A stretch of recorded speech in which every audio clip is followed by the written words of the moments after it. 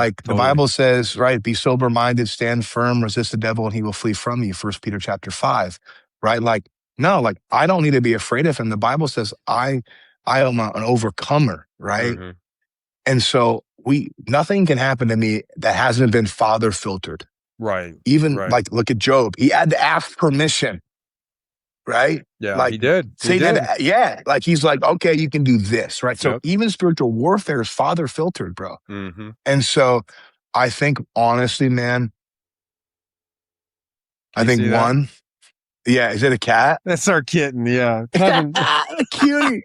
That's so cute. I got my son a famous kitty. That's so I got my cute. son a kitten a couple weeks ago. He's never done got a this. kitten, bro. That is so funny. It just looks like a shadow to me. It's so funny. It's a demon. No, I'm just kidding. Demons and he shows up.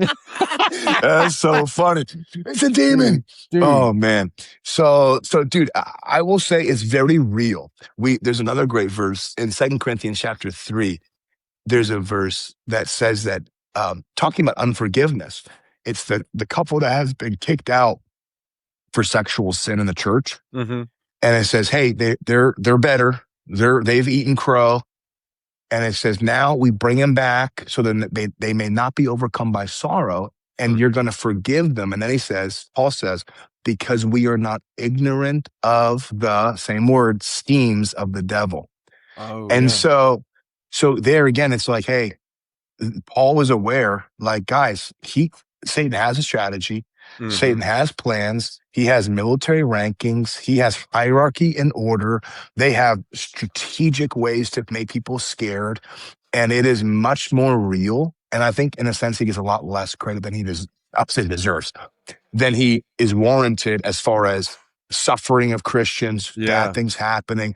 And then I think, of course, there is like the other extreme where it's like the toilet's broken and you're like, I'm being attacked spiritually, you know, and you're like, dude, like you just, like your battery just died in your car, bro. Like you're not that, like Satan that didn't personally disconnect the cable. You're not that important. You're not like, maybe you're just a bad car guy. Like, you just didn't change your oil, dude. Like, that's funny. So I think, and then I think also too with the mainstream church, bud, like you're right. I think it's not sexy. Yeah, it's not. No, it's not. We like talk about like social media, drippy church, like sexy church. I use that word on purpose to like provocatively in the sense of churches that are driven by visual stimulation, churches that are over the top, exuberant and extravagant and just like they look beautiful, right? Like the Instagrams, like everything. You're like, oh, this is a cool church. They're intentional with their advertisements.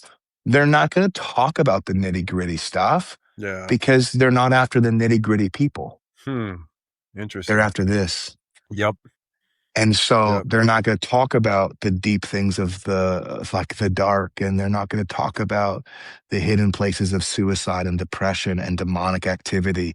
That doesn't increase tithe. Yeah, it doesn't. You're right. You know, you're right. So those people get untouched, bro. Well, because that does not fill churches. Yeah, it doesn't. And it's wild to see people just blame God for everything, and they never point the finger at the enemy.